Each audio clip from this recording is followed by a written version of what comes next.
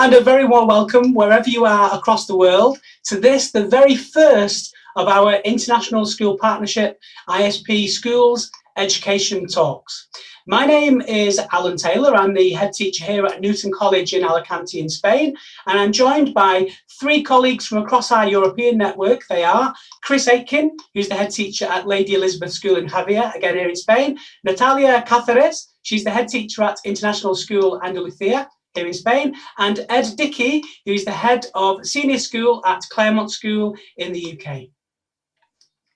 Before we begin, I would just like to take you through a really important feature of Zoom, and that's the chat feature. And if you will find that along the bottom of your screen. And during the session, if you have any comments or questions, please include them in the chat. If we have time at the end, we'll try to answer as many questions as we can as a team. So please, during the session, if you want to contribute and raise a question, please include it in the chat section there. So our session is aimed at answering a really important question. Whether you're a parent, an educationalist, a teacher, whoever you are, this is a question that faces us all. And it is really, how do we prepare our young people for the future? And we're talking about 2030 and beyond. And to answer that, we're going to try and answer four questions and try and unpick four questions. They are: what trends do we predict for the future? Which industries and occupations do we feel will thrive in that new environment? What skills will be in demand through those industries and occupations in that new environment? And finally, how are we as ISP schools leading that kind of change and that kind of focus for our young people?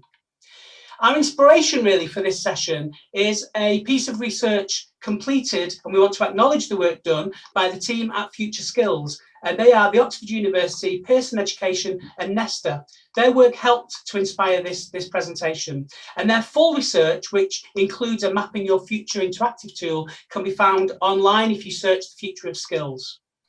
It really represents the most comprehensive and methodologically ambitious research to date. They've developed a novel approach and methodology for predicting the demand for work and skills, mainly in the US and the UK, but that can be taken across the world for economies in 2030 and beyond. It's one that combines the expertise of humans and certain collaborators with the power of machine learning to look at complex models and how they affect professions and skills. It's enabled them to forecast quantifiable, directionable predictions for occupation growth. In addition, they've identified the skills and abilities most likely to experience that kind of growth. And that's what our research and our presentation is based on. Okay, I'm going to hand over now to Chris Aitken, who's going to answer that question: what trends do we predict in the future? All right. Thanks, Alan. Good morning, everyone. From, well, a little bit overcast here in the Costa Blanca today. And we are very grateful that you've chosen to join us today. So when we talk about the big trends, the big movements, things that will affect all humans across the globe as we move towards 2030, many of them have already started right now. So let's go through those. These are the big 7 trends that we predict in the future. The first one is technological change. We know that technology is changing rapidly. We look at what we have in our hands, what we're using for this webinar today. Everything is changing when it comes to technology very quickly. Technology can, in some cases, eliminate some of the jobs that traditional jobs that we've had. If we look at the banking industry, for example, or something like that, where most banking is done now online. But it can also increase human performance, so making the jobs that we do more efficient and more productive. And in some cases, it can create entirely new jobs. So technology is one of the big megatrends. The second one is globalization. We're seeing increasing globalization in terms of the markets. They're very connected, and it allows companies to take advantage of economies of scale. But that at the same time is being challenged and being offset somewhat by the protectionist policies that some countries are adopting, and they're challenging some of those historical alliances. If we look at the recent issues that NAFTA has had in terms of that's undergone some change, and we look at China's new Belt and Road strategy, which is a very aggressive way to increase their market share. The third big trend is demographic change, and this is really fascinating. People are living longer, and they're having less kids on average. So we're going to see more pressure being put on nations and their economies as they try to make sure that they're able to care for people who are living longer. And in some cases, national debt is starting to accrue. The US just passed $28 trillion in debt. And some are saying that the present generation is spending against the future of their children's generations in terms of their national debt. So, Alan, if we can take a look at the next slide, it'll show you a little bit more graphically the changes that we're talking about. As recently as 1965, you can see on the left graph, longevity, life expectations were down in the areas in the 50s and 60s, and that is now up around 70, between 65 and 70. And that is both in developing nations as well as in the US and the UK. And the graph on the left, you'll see the total fertility, children per household, is now kind of dovetailing about 2 per household. Some of that has to do with economic factors, some of that has to do with education, but it is a fascinating trend that we're seeing. We'll go on now to the 4th big trend that will affect the globe, and that's obviously environmental sustainability. We have that underlying tension between the science behind, for example, climate change, and then also the impact that will have on the consumer. That's going to have, the consumers will be the ones that receive the price increases as green initiatives take place. And some examples, supermarkets that are going without plastic bags. Well, there has to be a way to get those groceries to the car and ultimately to the home, and so those kind of changes will cost, and those costs are going to be passed on to the consumer. A very, very interesting piece here is this image that shows the countries that are taking climate change very seriously, and the ones in red, on the red end of the spectrum, are seen as taking it more seriously. And obviously Brazil is bright red, given their challenges that they have, the Amazon, the rainforest, India as well. And more startling are the countries that are in blue, because those are the ones that are least interested in talking about climate change. And if we look at 2 of the big ones, China and the US, so that's definitely something of big concern. Okay. The 5th big trend is urbanization. Presently, 1 of every 2 humans on the planet live in cities, and that's changing and that's increasing. So by 2050, they predict 70% of all human beings will live in cities, which puts enormous stress on planning and infrastructure to make sure that all the plumbing is set, and the transportation, et cetera, et cetera. So we really need to take a look at that. All right, let's continue on. This is actually just an interesting piece that we picked up. This on the left, you can see it's an image of Shanghai, the Bund, which is part of Shanghai along the waterfront. And that was in 1990. And on the right side, you're seeing images of Shanghai in 2010. So that's still 10 years ago, but you can just see the development just in that one city alone. We're going to go to the 6th trend, which is an increasing inequality. And the 44th president of the United States, Barack Obama, said that this is the defining challenge of our time. The rich are getting richer, the poor are getting poorer, and the middle class is getting stretched out. And that is going to challenge some of the assumptions that we have in society. No longer will it be an assumption that if you have a job, you are not in poverty. There's been some recent studies in the UK that demonstrate that is becoming an increasing problem. And we look at across the world the discussions and the changes in the minimum wage structure. Okay, finally we get to political uncertainty. And this is actually something that is quite startling. And there's a graph that I'll show you just after this that demonstrates it. But since 9/11, geopolitical uncertainty, violence, on behalf of certain interest groups in the world has doubled in terms of major events. And we're seeing that the increasing communication that between groups that perhaps were originally in different countries and now are connected through social media, et cetera, has actually helped accelerate when people want to do damage to other people, they have the tools they need. So Alan, if we could take a look at the next slide, it will just show you 9/11 is kind of just in the middle here. And then just after that, all of the political uncertainty and activity. And that actually only goes up to 2017. There's been quite a bit since then. All right. So just as a recap, these are the 7 big trends that our students will be facing. And as we were preparing for this webinar, we realized our current year 8 students will be entering the workforce in 2030. So that does help put things into perspective. So here are the trends. And just, we did have a question in the chat just about whether or not we're going to be sending this webinar around. We're going to be making sure that the information is available to you, and more information on that will be following. All right, I'm going to turn it over now to my colleague, Natalia. And Natalia is going to share with you what are those industries and jobs? What are the jobs that are going to be needed in order to confront these major trends? Natalia? Thank you. Good morning, everyone. Well, before we go into the list of professions, which we believe will thrive in the future, we actually want to hear a little bit from you. So over in the chat, I am now adding a link to an answer garden, and we'd like the audience, please, to click on the link and add your thoughts before we go into what we believe, according to the research, those industries and occupations will be.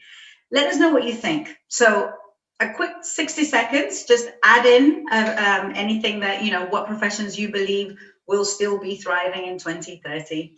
And then we will share a little bit. So here we go.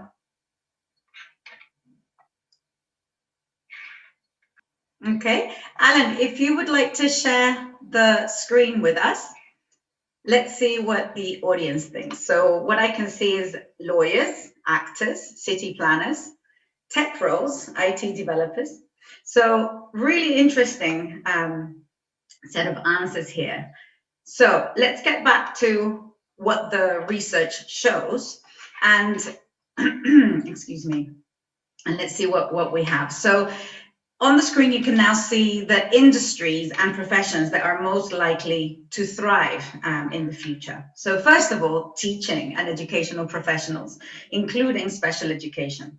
Now, we are all educators on this panel, so we can definitely say and vouch for the fact that teaching is one of the most rewarding career paths. So teaching, so jobs in education, which of course typically lead into teaching in some fashion, but this area includes roles in consulting, in administration, school board members and the like, roles as principals or special education teachers, college professors, technical trainers. Special education teachers provide training and instruction to students with a wide range of special needs and disabilities. Now we have artistic and media occupations, and this includes entertainers and performers, personal appearance workers employed in the personal care service industry.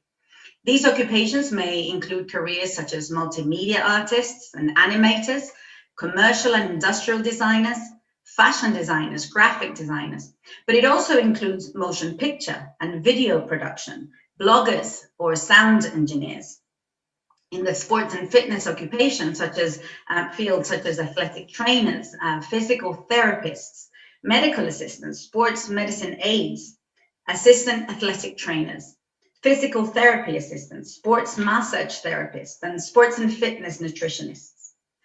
Health and therapy include counselors, social workers, community and social service specialists, managers and directors. Health professionals study, diagnose, treat, and prevent human illnesses, injury, and other physical and mental impairments in accordance to the needs of the population that they serve.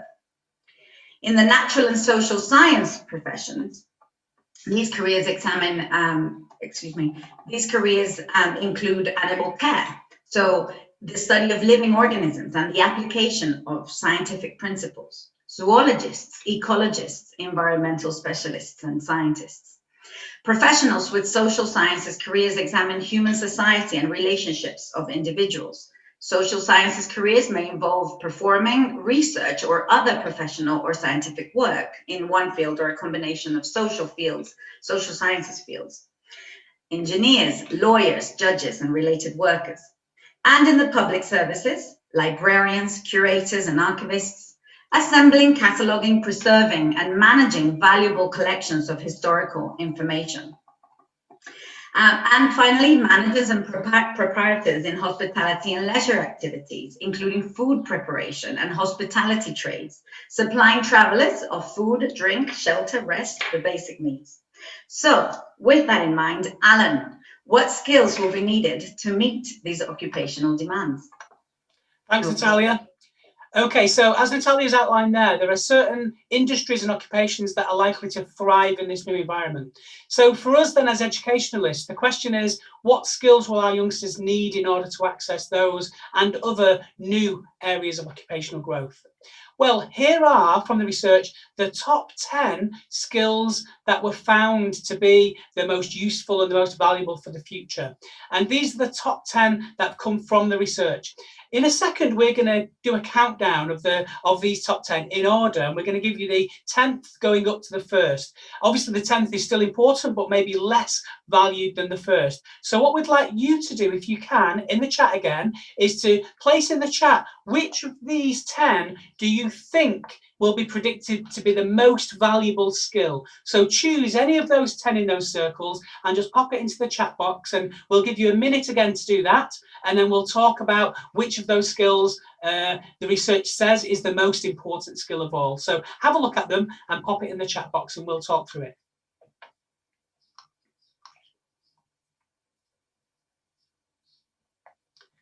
Great, so I think we've got some ideas coming in now. Chris, can you tell us which of the ideas seem most popular, which ideas are coming through? I'm seeing critical thinking is coming up quite a bit. Collaboration, problem solving. These seem to be ones that, thank you for your participation to all who are sending their ideas in. But Great, definitely, okay. Yeah, definitely collaboration, problem solving, that seems to be critical thinking. Great. Well, they are in the top 10 skills, but let's see if they've made it to the number 1 slot. So let's go through those top 10 skills. So in 10th place is evaluation. And really, in particular from the research, is about evaluating complex systems. So that's identifying measures or indicators of system performance and the actions needed to improve or correct performance relative to a goal of the system. In 9th place, we have problem solving.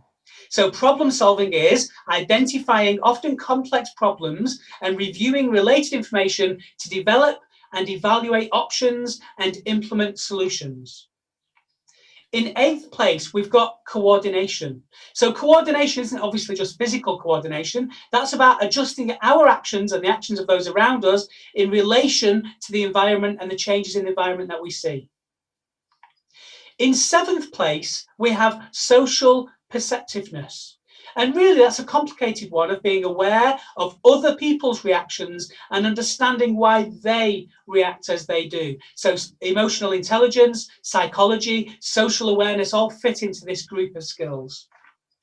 In 6th place, we have critical thinking. So critical thinking is the ability to use logic and reasoning to identify the strengths and weaknesses of alternative solutions, conclusions, or approaches to problems. In 5th place, we have instruction. And instruction is about teaching other people to do things, either in a formal educational setting or as a mentor in any other workplace. In 4th place, we have the creation of ideas. And that's down to 2 things, really. It's down to the fluency of ideas. That means being able to come up with a range of ideas about a particular issue or topic. And the number of ideas is more important than the originality or the actual creativity of them. But then the second facet really is the originality or creativity. How new and novel are those ideas to solve problems?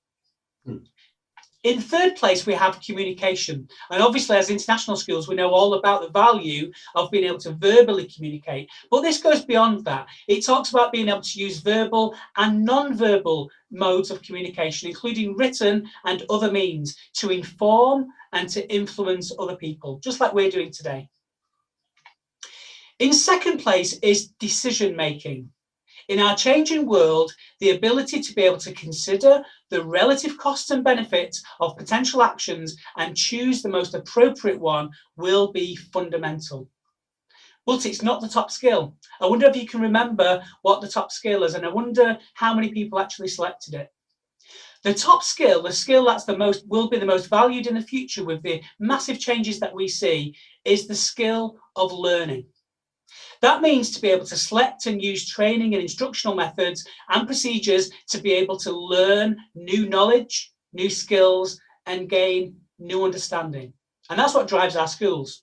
And Ed is going to take us through some more detail about how all 10 of those skills are embedded in the practice that we follow as ISP schools. Over to you, Ed. Thank you, Alan, and greetings to everyone from the UK. So yeah, I'm going to talk about really how we seek to bring these skills into action in our schools. Now, obviously, our ISP, we're mindful to ensure that we are, like all schools, preparing for this rapidly changing world. And certainly there are a whole range of things that we have to consider. A changing job market that is demanding increasingly flexible skill sets. It is a world where adults are likely in their lifetime to change jobs and often to even change sectors on a regular basis. Their skills need to be able to cope with that. And thirdly, we're looking at an environment where people's skills inevitably need to be varied, they need to be adaptive, they need to be creative as adults in order to thrive in this world. Now, for us at ISP, we believe that our core learning philosophy really does reflect these skills and what we need to do to cope with that. So at the heart of what we do is what we call good struggle, where we are really looking to embrace and encourage students testing themselves. The ISP schools are environments where mindset, where experiences and actions really drive students' learning outcomes. And finally, we look to create environments where students exercise voice, they exercise choice and real ownership over their process of learning. They are interested in leading their own learning, and they're interested in leading the learning of others. Now, I'm just going to talk about a few examples of how future skills are nurtured in our schools in Spain and also in the UK. Now, as you might know, we're a global family of close to 50 schools. And this fact provides us with really unique opportunities to develop skills such as communication, social perceptiveness, learning strategies, and decision making. At ISP, we're developing a range of initiatives that you can see on your screen there, which are focused really specifically on the skills outlined by Alan. So we have our buddy exchange program, which allows ISP students to visit schools across the world, taking themselves outside of their comfort zones, developing the emotional and the social intelligence that will be so vital in the future. Equally, ISP's Model United Nations program develops key skills such as decision-making, debating, critical thinking, as well as giving our students a genuinely global perspective and political literacy.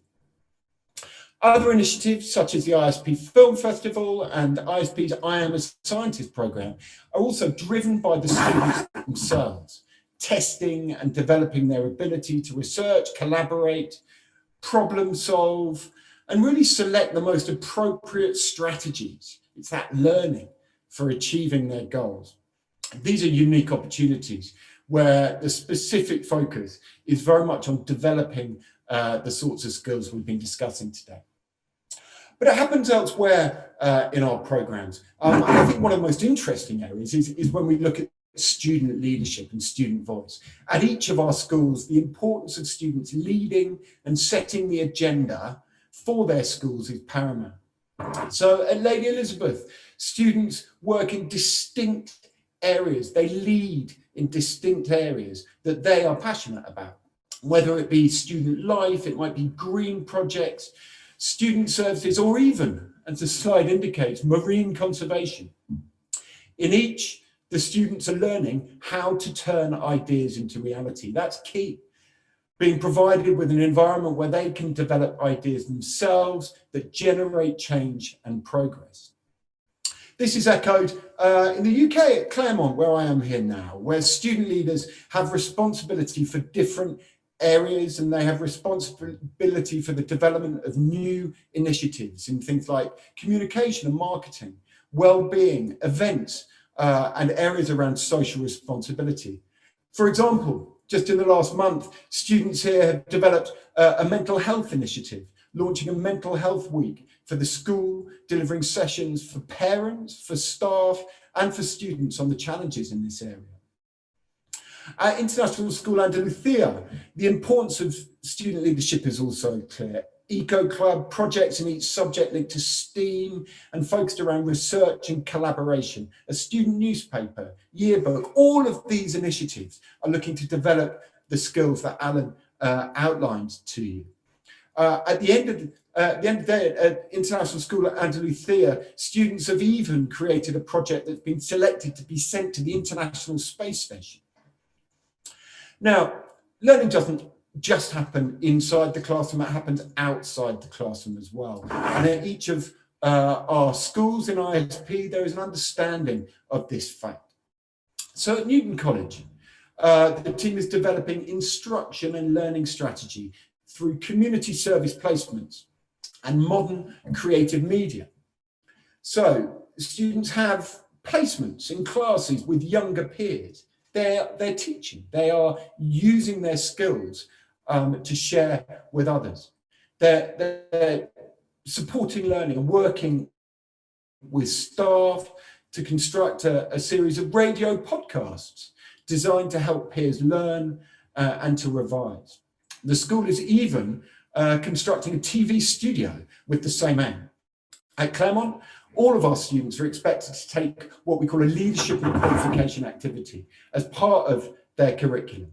This might be through the world famous Duke of Edinburgh Award scheme, or perhaps sports leadership program, arts awards, where students create and lead training programs for young children at local schools. Equally, the extended project qualification is focused on developing these skills, which will be so important in the future. As I say, at the end of the day, the focus is on the ability to turn ideas into reality.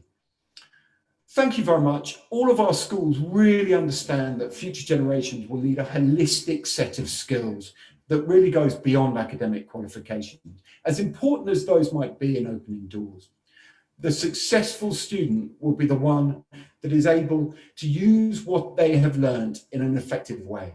And it is this fact that drives ISP as we look towards the future. I'm going to pass now back to Alan, who's going to wrap things up and give you the opportunity to ask some questions. Thank you, Ed. Okay, so just to summarise then, the aim of this session has always been about future-proof skills for 2030 and beyond. It's a massive area of work, and as schools, we're driven by it. We want to just sum up the fact that we've looked at the changes in the world, and thanks to Chris for taking us through those massive changes. We know we live in an exponentially changing world, but we can predict some of those changes. Then we looked at which particular occupations and industries would most likely thrive in those changes, and thanks Natalie for taking us through those. We then looked at the skills that will be underpinning those kind of industries and occupations, and finally Ed explained how we as schools, we as ISP schools, are driven by that kind of change in knowledge, skills and understanding for our students. Okay, so that brings us to the end of our presentation, but we would like now to open the floor, and we're going to do this through the chat box. So myself, Chris, Natalia and Ed will be available to answer any of your questions, and we've got another 20-25 minutes if you like to do that. But before we begin, I've got a question which came to me this morning, and it was from a parent who really got and values what we do as schools and said, how do we support that kind of change at home? Because at home is obviously a very different environment, but those skills are still important there. So Natalia, do you want to take us through some ideas around that question? Sure, of course. Well, all schools will undoubtedly have these questions also on their agendas. And so all schools, we can say, ask themselves, how they prepare their students for the future. So what we would suggest to all our families always is to speak with the schools and find out about what programs, what activities they offer, what teaching methodology they use in their lessons, outside of their lessons, to promote these particular skills. Secondly, find out how the school supports student initiatives where learners demonstrate their curiosity and interests, and how they will, which will basically encourage their curiosity, their learning strategies, and develop that we just saw that it was the most important skill, to develop their learning strategies. That is a very, very important one. And absolutely, as parents, as families at home, encourage and motivate your children to take part and to participate, to really make the most of their opportunities at their school, to make the most of the opportunities that the particular school will offer to them, and explore it, all the different learning activities, and that's how they will find out and develop their skills. So speak with the schools, find out their methodologies, and find out how much support learners have, and encourage your children to take part. I'm just looking, guys. Cecilia's asked a question about how school and home partnership can work. When meeting with families that are new to the school, and you can see they're trying to figure out how they're going to launch into the community, how they're going to work. It's a new environment, and maybe they were comfortable at their last school. Maybe that was the only school that their children had known. I always say, try something new. Try something new, because behind that first door lies several other doors. And I think that is that risk-taking piece. I mean, though it didn't show up as a skill for the future, we all know that risk-taking is going to be something that our young people are going to have to do when they go for their first job, or when they try a new field that, again, as we know, many of these jobs, these roles haven't even been invented yet, right? So there's going to be some risk involved, and to do it in a safe environment in the school. So we offer, for example, at our school, we offer all these plus clubs. Plus clubs are these after school clubs. And your child might not know a thing about coding or about robotics, but hey, come on out. There's other kids who are doing it for the first time. It's a safe place to try some new things and take some risks. And you know what? Your child might make a friend there, and that friend might introduce them to something else, and those doors continue to open. So my advice as a head of school, talking to families about really how to help their child, is make sure that they're taking risks now in a safe environment, and they will possibly find a new area that they're passionate about. So, we have these international student learning opportunities that Ed was talking about in the ISP network, virtual buddy exchange. We had a really, really shy girl, one of our boarders, really shy, but she put her hand up. She says, I'd like to do that. And she was actually having her first call in my office, because they needed a quiet place, like my office is quiet. And she sat down and she was really, hi, my name is, really quiet. And the girl from Malaysia was really quiet too, because that's where her virtual buddy was. Well, I went out to the photocopier after to get something. I came back in 2 minutes. They were just going on and on, talking about how they both love K-pop. So they took the risks, and they took part in the program. And in the end, they really learned a lot about themselves, about other cultures, about the other person. So risk taking.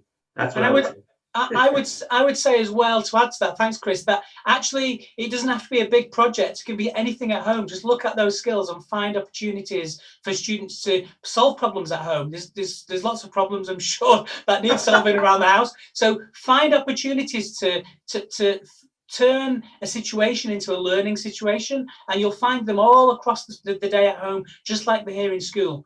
So finding opportunities and making a big focus of the skill for the youngster is a really useful thing to do. A really nice question here from Alicia. What do you think about schools in 2030? That's a really great question. Well, schools in the 21st century are going to change massively. We've seen them change massively with COVID. We will continue to see them change. Structures that used to be historically the way schools were, so a classroom with 25 students and one member of staff, that model is being challenged more and more. And who knows what the new schools of the future future are going to be like. The chances are buildings are probably going to matter less, and it'll be more of an organic organization where time and space doesn't matter so much. But what will be critical and what would be really fundamental is the focus on learning and the focus on relationships between passionate teachers and really motivated learners. Whether that happens online or in a classroom or in a field or in a hologram, it really doesn't matter. What does matter is about those emotional relationships, because we know emotionally, psychologically understanding other people is a massive skill for the future, and machines can do so much, but machines cannot do that. And so schools are going to look very different in the future, but they'll still have at the heart great teachers and motivated students, and of course supported by fantastic families. And that's what ISP is all about. Does anyone else want to add anything about schools for the future? It's a brilliant topic. You know what? The first thing that I thought is, what is a report card going to look like, if there's such a thing as a report card? I think there'll be a complete change in terms of focus on content. Focus will be on skills. So can you imagine, as opposed to having a grade for a child in a subject, it would be decision making, information literacy, confident communication skills. We'd be looking at a student's global skill building. I'm going to start writing that report card. To add to that, it's important as families, as parents, to really keep abreast of and understand how the schools work and how their evaluation systems work, so that you're not always just looking for that grade. I think you're right in what you're saying. It's going to change quite dramatically, and the focus on these skills will heighten. So for us as families, as parents, I think it's important to always be very well connected with our schools and understand their processes, and ask if we don't understand, and look for those venues to work in connection with our schools.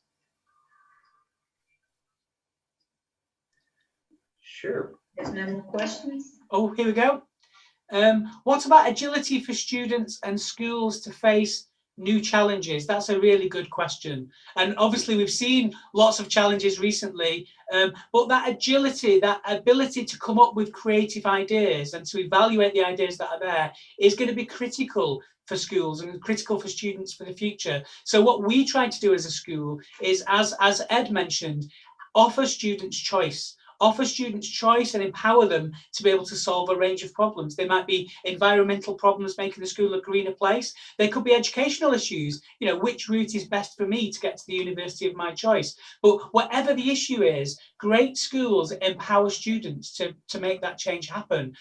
Students are the best kind of vehicles for change of any school. I believe that really passionately. And I think our job as educational leaders is to allow them to do that and give them facility and power to be able to do that, and of course do that in a structured way. So when we're looking at helping students to deal with change, schools have got those opportunities now to help students deal with change and lead change themselves, and we see that in every single one of our schools. Alan, there's a great question about languages, schools of the future and languages. A little test for my fellow panelists. What's the #1 spoken language in the world? English, I think. English followed by Mandarin Chinese. I thought it was Mandarin. Ed's having a little bit of internet issues, I think. Spanish has to be up there somewhere. 1.5 billion people on the planet speak English. 1.3 billion speak Mandarin. The next after that, Spanish, 661 million. In fourth place, Hindi and Urdu, 544 million, followed by Arabic, Malay, and then in seventh place, Russian. So, but I think the answer for me on this one, what's going to happen with languages? Languages will still be in schools. We'll still offer languages, but again, skill-based. It's I grew up in Canada, and most Canadians speak English and French, and so I learned French all my school days. It's gone. It's gone. You don't want to hear me speak in French, but that I learned how to break down learning of language really helped in terms of my learning for Spanish, because it's what you're using that you need. So the learning of this of languages is more important than the actual ability to speak in that language itself. I didn't learn a lot of Mandarin when I was in Beijing, but enough to get by. Okay, so we've got another question here. Thank you, Carlos. This is a question about emotional intelligence. So Carlos asks us, what part do you think emotional intelligence plays in the future? It's been important for my generation, but in the future, hopefully, everyone will be capable to read other people's emotions. That's a really interesting assumption because actually most studies say as technology becomes a bigger part of our lives, actually our ability to be able to read emotions starts to get affected by that. So I think you're right. I think our ability to be able to read other people, their body language, their emotions on the faces is a really important one. But I wouldn't assume that people are able to develop that automatically. And actually, as a school, we try to create opportunities for students to do just that. With COVID, it's very difficult with the masks, but we are working hard to make sure students are able to communicate their emotions through various methods.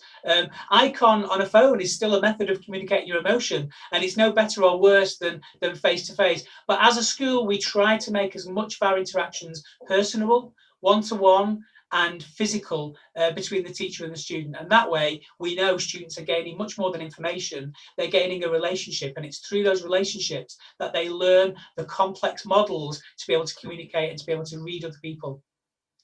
Yeah, this is one of the things that we're so grateful for here in Spain, is that the government, the disposition of the Spanish government is for the emotional, mental health of the children and the families, is that schools are open.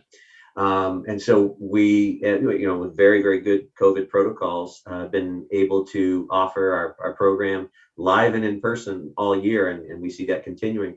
It reminds me of this whole piece. It reminds me of a New York Times article a couple months ago now. It was called Zoom Gloom, and the whole piece is that so much of our communication is being done this way, and we're only seeing this part of people, right? And they were saying that so much of communication actually takes place peripherally.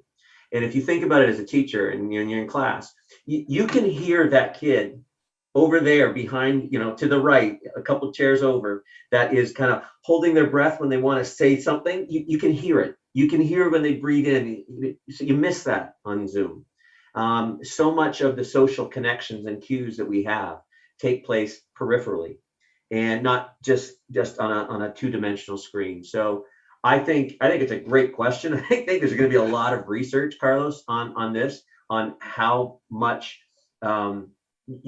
technology impacts our ability to read people. But again, if you think about the number one skill, which is the ability to learn, and you think about the other top skills, decision making, communication, they rely on our ability to understand the other person's perspective and work with them. So thanks for the question. No answer right away. It's a big question.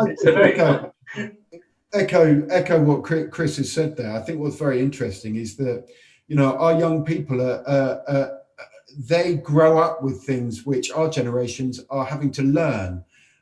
So for us as teachers and as leaders, we're having to predict in the future. I didn't predict that. It is having technical. The Wi-Fi's not working well. I think Ed was really saying that obviously as leaders, we're trying to predict what those changes are going to be. Oh, sorry, Ed, I think we missed you there. Do you want to just sum up what you were saying?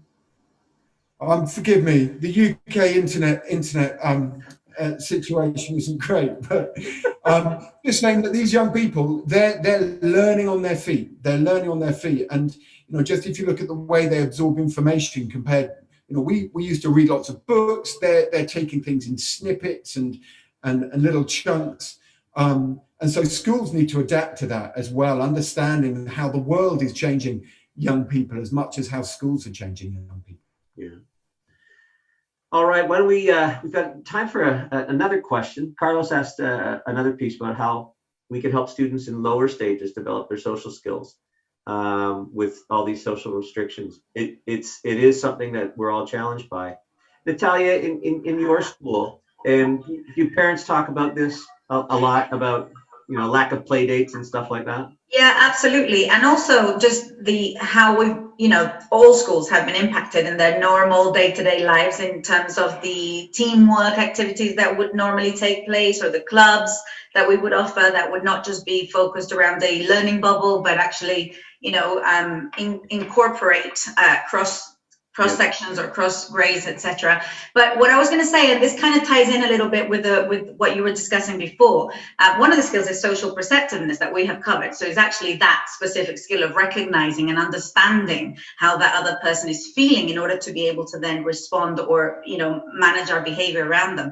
But in terms of the social skill development, I think all schools reflect we being a UK national curriculum, we've got the PSHE curriculum. So I know that within our curriculums, all schools are also reflecting these things. So we're looking to innovate and to incorporate specific activities where our students can learn and be exposed to different case scenarios in order to be able to reflect about how they behave and understand the world around them as they grow up. So we just need to be very creative ourselves, and I think need to be always learning new ways to expose our students to situations where they will develop their skills. So as you guys were talking, I was just thinking about our PSHE, thinking about how when we look at things about understanding themselves and their relationships and communication skills, all of those things tie in together. So like it is just that student journey, isn't it? Is that experience. The other thing is the ethos of the school. I think as schools, we definitely model that supportive, collaborative ethos in our schools. So our children are growing up by understanding, by looking at the models around them.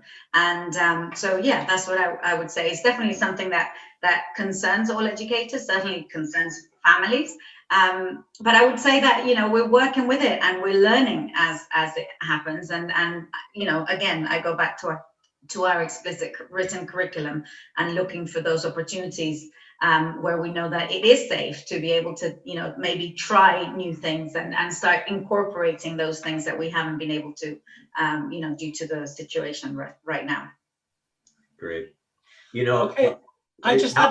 I had a question, a personal comment question about the research. So if you want to access the research, the full research, if you type into any search engine future skills and maybe Oxford University, it comes up there, and it's a brilliant tool. You can actually put in your job and put in your skill set, and it tells you about what changes there are going to be in every industry. So whatever your occupation is, it can talk a little bit about those changes in the future. And why is it so authoritative? Well, because they've used, it's probably the biggest basis of research ever to date. And they've used expert information. They had panels from all across different sectors, but also they combined that with machine learning. So they used complicated modeling software, similar software to how they predict the weather. So they looked at how environmental changes, or look at political changes, how they might affect the media industry, for example, or how population changes would affect the education or health sector. So using complicated modeling programs, also speaking to innovators and leaders in each of the sectors, they came up with the conclusions that they did. And it's a fantastic tool. I would highly recommend, if you had 15 minutes, half an hour, just go to that website, Future Skills 2030, and you'll get lots of great information from there. Okay, I'm aware we only have about 5 minutes. I've just got to go through one or two details to begin with. If you have any questions, please put them in the chat box in the next 2 minutes, and we'll try our best to answer them. Or any comments that you have about the session. We'll give you about 30 seconds now to have a go at filling those in. Okay, I'm going to share my screen because we've got one or two last details.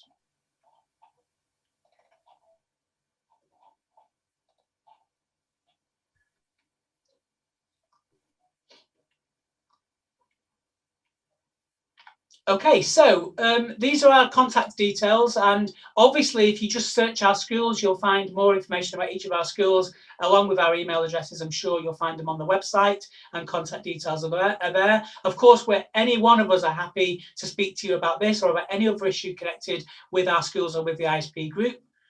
And finally, we just want to flag up some dates for your diary maybe. This week we're running a series of events as ISP schools. So obviously today we've been looking at future-proof skills. We're going to be doing that again later on in the day at 3 o'clock. We're going to do that. And then we move on to look at other issues like inspiring the future, the importance of early years. That will be tomorrow. Then we look at home and away, global academic opportunities for students in international schools. And then on Wednesday, we look at how to help your child learn better at home. And on Thursday, many of our schools have virtual open days, which are events that run on throughout the year.